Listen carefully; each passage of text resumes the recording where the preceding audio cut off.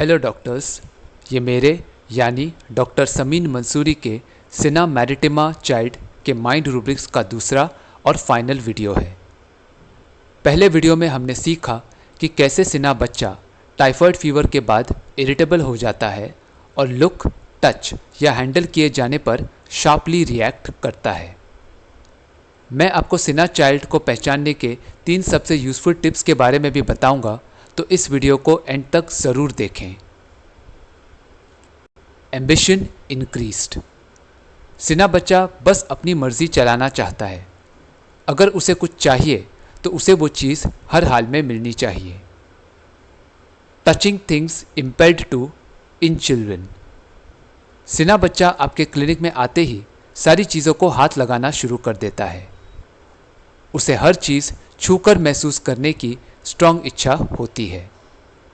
Example, patient बोला, मैं life में हर इमोशन को एक्सपीरियंस करना चाहता हूँ, फिर चाहे वो अच्छा हो या बुरा, प्लेजर हो या पेन। ये सुनकर मेरे पेरेंट्स मुझे यही कहते हैं कि बेटा, अब तुम 20 साल के हो गए हो, तो इसलिए ज़रा सेंसिबल और मैच्योर बातें किया करो। दुख दर्द को महसूस करने की क्या ज़रूरत है, लेकिन मुझे बस सब फील करना है। Elements from reproaches. अगर सिना चाइल्ड को किसी प्रॉब्लम के लिए दोषी या जिम्मेदार ठहराया जाता है तो इससे बच्चा बीमार हो जाता है। एग्जाम्पल, पेरेंट्स ने बताया कि कल बच्चे को उसके दादाजी ने डांटा और कहा कि घर में सारी प्रॉब्लम्स की जड़ वही है। जब देखो तब इस बच्चे की वजह से सोसाइटी और स्कूल दोनों से शिकायतें आती रहती हैं।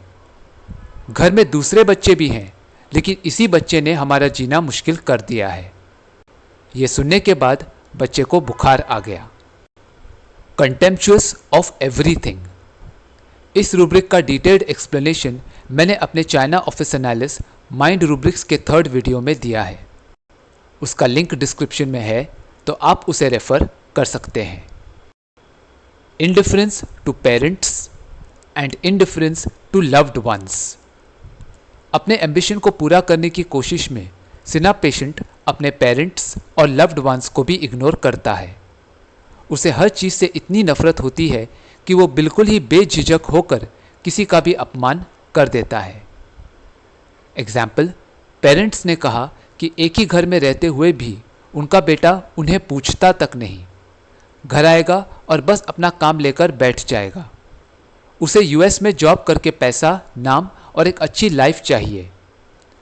उसे इस बात की बिल्कुल भी परवाह नहीं कि यहाँ उसके पेरेंट्स अकेले अपनी ज़िंदगी कैसे जिएंगे। हमें कहने लगा कि अब तुम लोग अपना बंदोबस्त खुद ही कर लो। इतना ही नहीं, उसने अपनी बीवी को भी बोल दिया कि मुझ पर किसी भी चीज़ के लिए डिपेंडेंट मत रहो।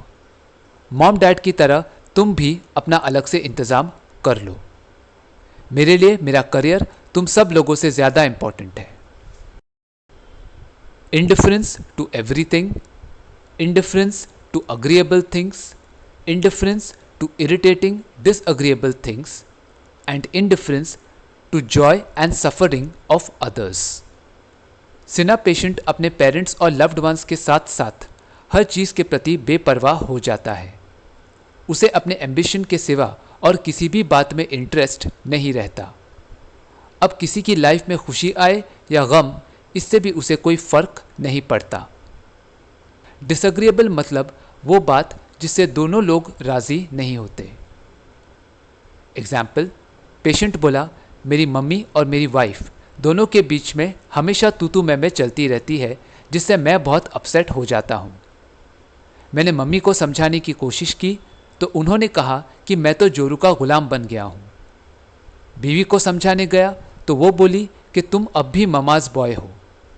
दोनों भी मेरी बात मानने को तैयार ही नहीं है, इसलिए अब मैंने उनके झगड़े पर ध्यान देना ही बंद कर दिया है। उनका जो होना होगा वो होगा, मैं क्यों बॉदर करूं।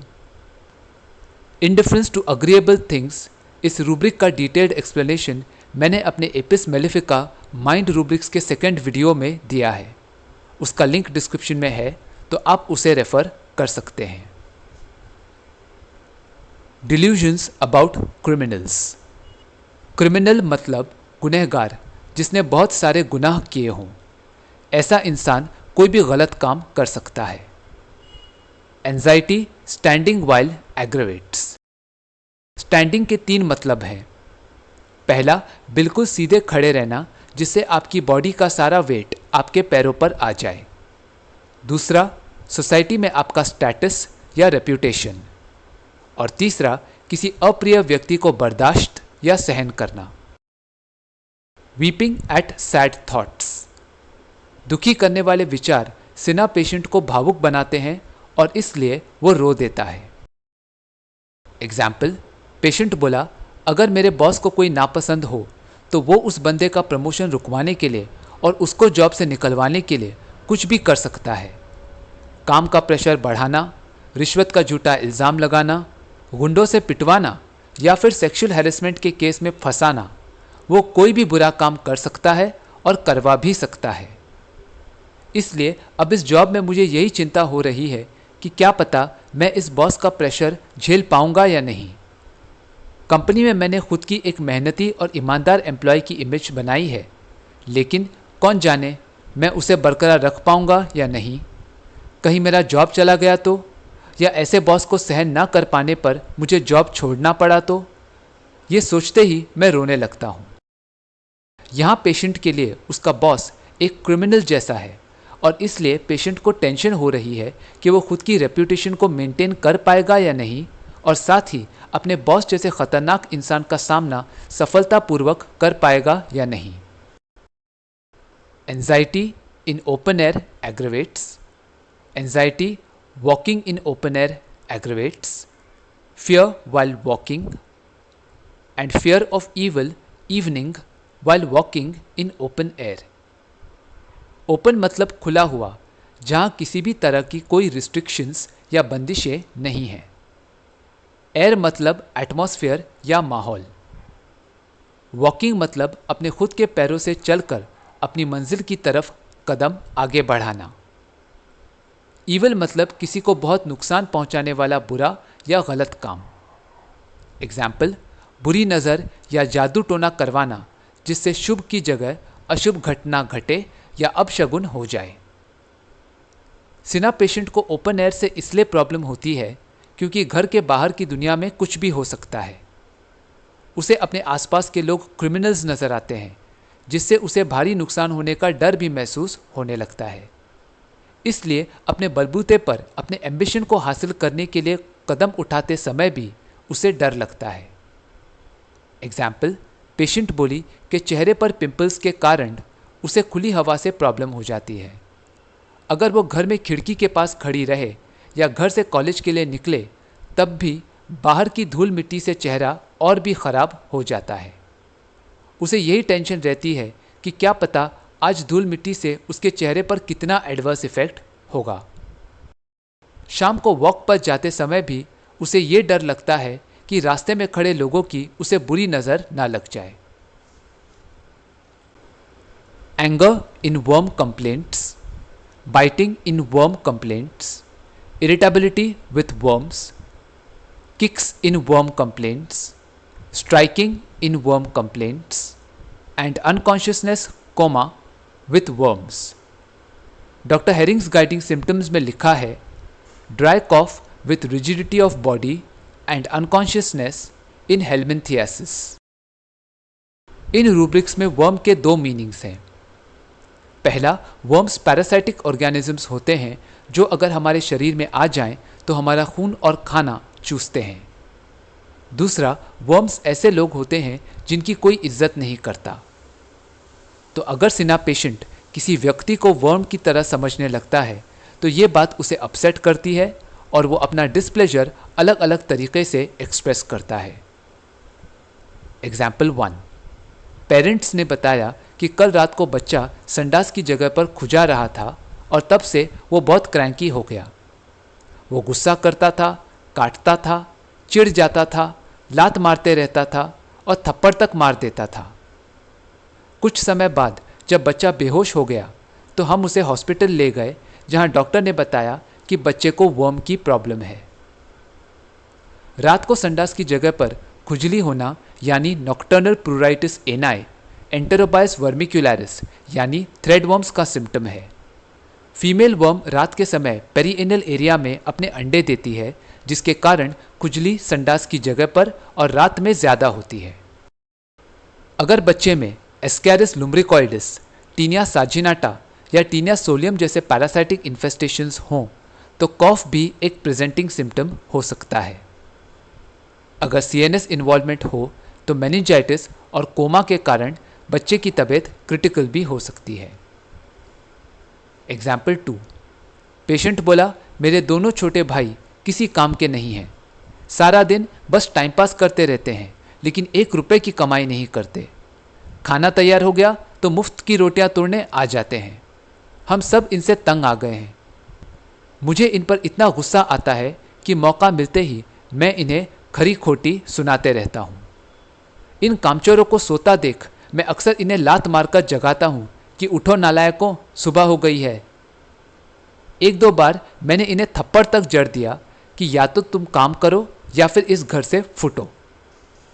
मैं अब तक दुबई में काम कर रहा था, इसलिए मुझे तो पता ही नहीं चला कि इन दोनों ने पढ़ाई भी छोड़ दी है और अब हमारा खून चूसने वाले कीड़े बन गए हैं। यहाँ पेशेंट के मुताबिक उसके छोटे भाई वर्म जैसे पैरासाइट्स बन गए हैं जो सिर्फ धुतकारे जाने लायक हैं। Anger before cough, confusion of mind before paroxysm of cough, and eyes wild look before cough. कॉफ में 3 स्टेजेस होते हैं। पहला, एक इरिटेंट हमारे नाक या माउथ के जरिए हमारे एयर पैसेजेस में एंटर करता है। दूसरा, हमारा शरीर उस इरिटेंट को नुकसान करने वाला एजेंट समझकर आइडेंटिफाई करता है। और तीसरा, इनवॉलेंटरीली यानी हमारी मर्जी के विरुद्ध एक एक्सप्लोसिव नॉइस के द्वारा शरीर उस इरिटेंट को बाहर निकालने की कोशिश करता है। तो जब सिना पेशेंट को गले में इरिटेशन महसूस होता है और चाहकर भी उसे खांसी नहीं आती है, तब वो गुस्सा हो जाता है या उसे समझ नहीं आता कि उसे क्या हो रहा है, या फिर वो एक जंगली जानवर की तरह लोगों को क्रोधित नज़रों से देखने लगता है। ऐसा इसलिए क्योंकि खांसी आने से ही थ्रोट का इरिटेशन बाहर निकलेगा और पेशेंट की तकलीफ कम होगी। Fear of talking to avoid cough, fear of motion to avoid cough. जब सिना पेशेंट को खांसी आने से प्रॉब्लम होने लगती है तो वो उसे अवॉइड करने की कोशिश करता है। हिलने डुलने से और बात करने से उसे खांसी आएगी, इस डर से पेशेंट एक जगह पर बिना हिले या बिना बोले बैठा रहता है। डॉक्टर बोरिक्स मटीरिया मेडिका में लिखा है, child is afraid to speak और move for fear of bringing on paroxysm of coughing. Anxiety during cough, fear during cough, irritability during cough, moaning, groaning during cough, and startled during sleep during cough. Moaning मतलब तकलीफ के कारण low voice में कराहना। Startled मतलब कुछ पलों के लिए चौंक जाना या सहम जाना। जब तक सिना बच्चे की खांसी रुकती नहीं तब तक वो परेशान और डरा हुआ रहता है, चिड़चिड़ा हो जाता है, तकलीफ में कराहता है और नींद में से चौंक कर उठ जाता है। इसका ये मतलब है कि जब तक थ्रोट में इरिटेंट मौजूद है तब तक पेशेंट उसे बाहर निकालने की कोशिश में लगा रहता है और इसलिए उसे ये सिम्टम्स महसूस होते हैं। एग्जाम्पल, पेशेंट बोला, जब तक मुझे खांसी होती रहती है मेरा मूड ख़राब रहता है कि कौन जाने ये खांसी कब बंद होगी। 2-3 बार तो मुझे नींद में खांसी आई जिसकी वजह से मेरी नींद टूट गई और मैं एकदम से चौंक कर जाग गया। खांसी रुकने के बाद ही मैं रिलैक्स्ड फील करता हूँ। एंजाइटी आफ्टर कॉफ, खांसी बंद हो जाने के बावजूद सिना बच्चे की एंजाइटी कम नहीं होती है। डॉक्टर बोरिक्स मटीरिया मेडिका में लिखा है, after cough moans, anxious, gasps for air and turns pale. तो खांसने के बाद सिना बच्चे की सांस फूलने लगती है और उसके चेहरे का रंग नॉर्मल कलर से ज़्यादा वाइट हो जाता है। Delusions, frightful images, sees phantoms, clinging of children, awake terrified, no no one, scream, cling to those near.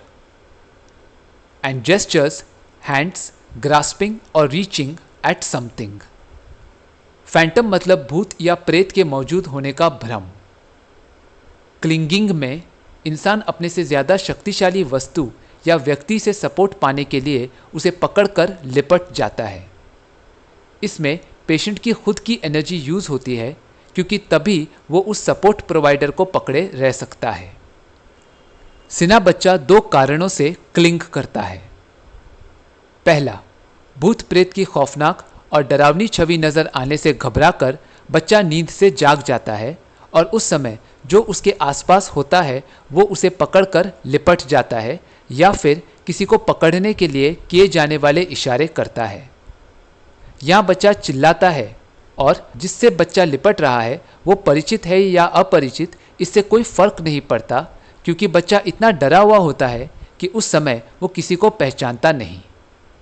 दूसरा, बच्चे की पकड़ बहुत स्ट्रांग होती है जिसके कारण वो जिससे लिपटा हुआ है वो इंसान बच्चे की गिरफ्त से आसानी से निकल नहीं पाता. अब यह बच्चा चाहता है कि वो जिस व्यक्ति को क्लिंग किए हुए है वो इस बच्चे को कैरी करे लेकिन बिना टच किए. Carry desires to be with aversion to touch. ये तभी मुमकिन है जब बच्चे ने कैरी करने वाले को कसकर पकड़ा हो. Fear of falling, no Cina. Example, parents ने बताया कि बच्चे ने रात को हॉरर मूवी देखा था इसलिए उसे डरावने चेहरे नज़र आने पर वो नींद से जाग गया और चिल्लाने लगा. जब उसने अपने दादाजी को देखा तो वो तुरंत उनके पास दौड़ा और उन्हें कसकर लिपट गया. कुछ देर बाद बच्चा ठीक हो गया लेकिन अपने दादाजी को ही चिपका रहा और उन्हें छोड़ने का नाम ही नहीं ले रहा था. यूं तो वो कभी अपने दादाजी से ऐसे नहीं लिपटता है लेकिन उस रात बच्चा उन्हें छोड़ने को बिल्कुल भी तैयार नहीं था. साथ ही वो अपने दादाजी को कहने लगा कि मुझे घुमाने ले जाओ लेकिन मुझे हाथ मत लगाना. मैंने आपको बहुत कस के पकड़ा है तो घबराना मत, मैं नहीं गिरूंगा. 3 most useful clinical tips to identify a Cina child. Cina child को पहचानने के 3 सबसे भरोसेमंद tips doctor Borland's children types में दिए गए हैं. पहला, हेयर कट इश्यूज. सिना के हेयर कट इश्यूज का डिटेल्ड एक्सप्लेनेशन मैंने Cina child mind rubrics video 1 में तो बता ही दिया है लेकिन इसके अलावा doctor Farokh Master's clinical observations of children's remedies में भी लिखा है excessive tantrums when he is taken for a hair cut. दूसरा, better by lying on abdomen. Restlessness हो या कोलिक, सिना बच्चा दोनों ही कंडीशंस में पेट के बल लेटने से अच्छा महसूस करता है.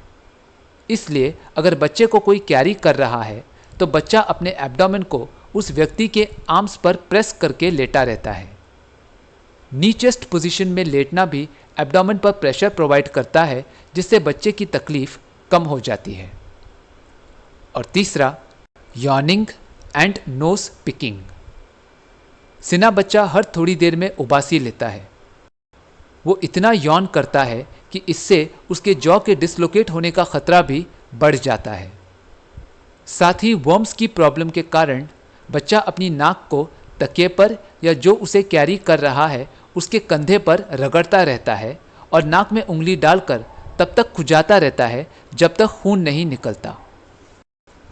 तो ये सिना मैरिटिमा चाइल्ड के माइंड रूब्रिक्स का सेकंड और फाइनल वीडियो था. मुझे उम्मीद है कि मेरे बताए गए 3 क्लिनिकल टिप्स आपकी प्रैक्टिस में सिना बच्चे को आइडेंटिफाई करने में मदद करेंगे. मैंने अपने Cina child mind rubrics video part 1 का लिंक डिस्क्रिप्शन में दिया है तो उसे भी आप देख सकते हैं. अगर ये वीडियो पसंद आया तो उसे लाइक और शेयर करें और मेरे इस YouTube चैनल को सब्सक्राइब करें. वीडियो या होम्योपैथी से जुड़े आपके कोई भी सवाल हो या आप फीडबैक देना चाहें तो मुझे कमेंट्स में बताएं. मैं आपके सवालों का जवाब देने की पूरी कोशिश करूंगा. Thank you for watching.